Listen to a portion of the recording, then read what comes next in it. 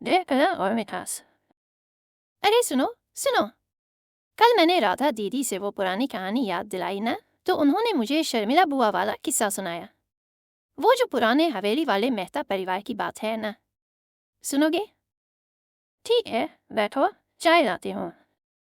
देखो, मेहता परिवार बड़ा मशहूर था शहर में। बाबूजी यानी गोविंद प्रसाद मेहता, उनकी 2 बेटियां और 1 बेटा विजय। परिवार बड़ा था, पैसा था, मगर दिलों में दूरियां भी थी। सबसे बड़ी बेटी शालिनी की शादी हो गई थी, छोटी रेशमा कॉलेज में पढ़ती थी और विजय बाबूजी के बिजनेस में हाथ बंटाता था। मगर हर घर की तरह यहाँ भी रसोई के चूल्हे में आग तो थी ही। सारा झगड़ा था बाबूजी की गांव वाली 50 एकड़ जमीन को लेकर। विजय तो चाहता था कि पूरी जमीन पर बिजनेस का कारखाना खड़ा कर दे, मगर बाबूजी का मन था कि उसमें से कुछ हिस्सा गरीब बच्चों के स्कूल के लिए दान कर दे। विजय रोज बड़बड़ाता, पापा, ये जमीन हमारे लिए सोने की चिड़िया है, इसे इस तरह बर्बाद मत करो। शालिनी जब भी आती समझाती, भैया पापा की बात मान लो, पर रेशमा चुप रहती। उसकी आंखों में कुछ छिपा था, शायद कोई सपना या फिर कोई डर।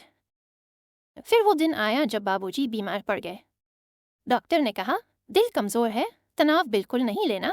विजय ने सोचा यही मौका है जमीन के कागजात पर साइन करवाने का। वो बाबूजी के कमरे में दस्तखत की अर्जी लेकर घुसा, मगर रेशमा ने दरवाजे पर ही उसे रोक लिया। भैया ये गलत है, वो चिल्लाई, पापा की इच्छा के खिलाफ तुम ऐसा नहीं कर सकते। विजय का गुस्सा फूट पड़ा, तू क्या जाने बिजनेस की बारीकियां, तेरी तो शादी होकर सब भूल जाएगी। और तभी रेशमा ने अपने बैग से एक पुरानी धूल भरी डायरी निकाली। वो बाबूजी की डायरी थी, जिसमें एक पन्ने पर लिखा था, आज रेशमा ने गाना गाया तो लगा जैसे उसकी आवाज में स्वर्ग की मधुरता है। काश मैं उसके लिए एक संगीत स्कूल बना पाता। विजय को जमीन देना चाहता हूँ, मगर रेशमा के सपने को भी पंख देना है। विजय की सांसें थम गईं। उस डायरी को पढ़ते हुए उसकी आंखों से आंसू छलक पड़े। उसने रेशमा को गले लगाया और बाबूजी के पास जाकर कहा, पापा, जमीन का 30% स्कूल के लिए, 50% बिजनेस और 20% रेशमा के संगीत स्कूल के लिए। आपकी मर्जी। बाबूजी ने मुस्कुराकर सिर हिलाया, बेटा, मेरी मर्जी तो बस यही थी कि तुम सब एक हो जाओ।